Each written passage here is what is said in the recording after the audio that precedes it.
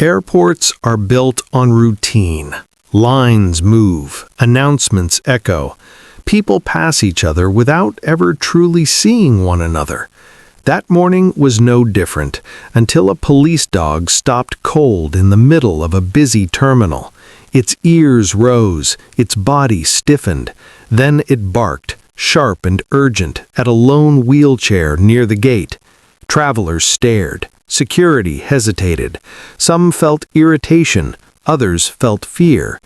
Nothing about the scene looked dangerous, and yet, within seconds, the calm order of the airport would fracture, revealing how catastrophe can hide in plain sight, and how loyalty sometimes speaks before reason does. The terminal was crowded with the familiar choreography of travel. Rolling luggage clicked across polished floors. Families clustered around departure boards. Business travelers stared into phones, detached from the world around them. Security officers patrolled with practiced calm, scanning behavior more than faces, trained to notice what didn't belong. Among them walked a police dog, a veteran of countless shifts. Its training was precise, repetitive, and unforgiving.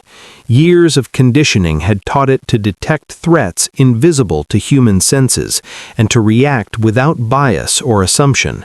It did not read emotions or appearances. It responded only to what it knew. Near a boarding gate sat a man in a wheelchair. He appeared tired, withdrawn, blending seamlessly into the background of the terminal. To everyone else, he was ordinary, another traveler navigating a long journey, someone easily overlooked amid the crowd. People passed without a second glance, unconsciously deciding there was nothing to see. The police dog passed once, then slowed. Its pace changed. The handler felt the shift through the leash, a subtle tension that experience had taught never to ignore. The dog turned its head back toward the wheelchair, nostrils flaring, body tightening. At first, the reaction seemed misplaced. Wheelchairs were common in airports. Assistance was routine. There was no visible threat, no sudden movements, no panic, just stillness. That stillness, however, was exactly what unsettled the dog. The dog stopped completely. The handler paused, scanning the scene for context. Travelers continued moving, unaware of the change unfolding inches from them. Then the dog barked, loud, abrupt, echoing off the high ceilings. Conversations faltered, heads turned. The sound cut through the terminal with authority that no announcement could match. The dog barked again, this time stepping forward, pulling against the leash, eyes locked on the wheelchair. The handler reacted instantly, attempting to redirect and assess whether this was a false alert. False alerts were rare, but they carried consequences. In a public space, hesitation and overreaction were equally dangerous. People nearby stiffened. Some looked annoyed, others uncomfortable. A few assumed the dog had made a mistake. Assumptions are formed quickly and quietly, shaped by appearance, convenience, and the unspoken biases that influence who is seen as a threat and who is not. Wheelchairs signaled vulnerability to most people, not danger. Security officers moved closer, forming a loose perimeter. The barking continued, urgent, insistent, refusing to subside. The dog's posture was unmistakable. This was not anxiety. This was detection. The wheelchair remained still. The crowd thickened at a distance, drawn by curiosity and tension. Phones rose, documenting rather than assisting. The airport's rhythm slowed, then fractured. Boarding calls went unheard. Children clutched parents' hands. Something was wrong, and everyone could feel it. The handler made a decision. Protocol dictated caution, but instinct, honed by years of partnership, demanded trust in the dog. Officers approached the wheelchair carefully, scanning for anything out of place. At first glance, there was nothing. Bags appeared normal. The man's posture remained rigid, his face unreadable. Then the dog lunged again, barking louder, focusing not on the man himself, but on the base of the wheelchair. That was when security noticed it. A section beneath the seat was reinforced differently, subtly altered. The design didn't match standard equipment. It was a detail easy to miss, hidden in plain sight, counting on assumptions to remain invisible.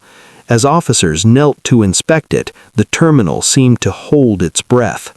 The compartment was opened. Chaos erupted instantly.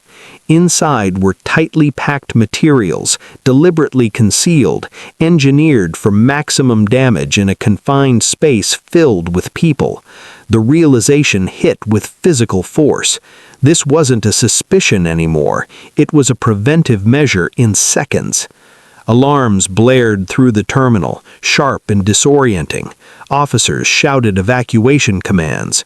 People screamed, abandoning luggage, and instinctively ran away from the center of danger.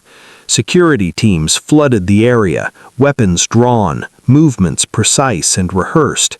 The calm order of the airport collapsed into controlled panic. The man in the wheelchair was restrained and removed from the scene. Entire sections of the terminal were cleared in minutes. Flights were grounded, doors sealed. Emergency response teams arrived in waves, each trained for moments exactly like this, moments everyone hopes never come. Amid the chaos, the police dog stood alert but calm, the tension that had driven its warning finally released. Its task was complete. It had done exactly what it was trained to do, without hesitation, without fear, without prejudice. The device was secured and removed safely, the threat neutralized before it could transform into tragedy. Thousands of lives were spared, not by chance, but by a single moment of instinct that refused to be ignored. When the airport reopened hours later, it felt different, quieter, heavier. Travelers moved with a new awareness, glancing at security dogs with gratitude and unease. The story spread quickly through news reports and whispered conversations, each retelling emphasizing how close everyone had come to irreversible loss. For many, the incident raised uncomfortable questions. How often does danger hide behind assumptions? How often do systems fail because people hesitate to question what feels familiar? And how often are certain individuals scrutinized unfairly, while others pass unnoticed, shielded by appearance? The police dog did not see a wheelchair. It did not see vulnerability or innocence. It detected only what was real. In a world shaped by bias and unequal judgment, that distinction mattered. The handler later described the moment as one of absolute trust, not in procedure alone, but in the bond between human and animal built over years of shared danger. That trust held when doubt could have been fatal. No lives were lost that day, no memorials were needed, and yet the absence of tragedy did not diminish the weight of the moment, it amplified it. Because the most frightening disasters are often the ones we never see coming. Sometimes safety depends not on what we assume, but on who or what has the courage to bark when everyone else remains silent.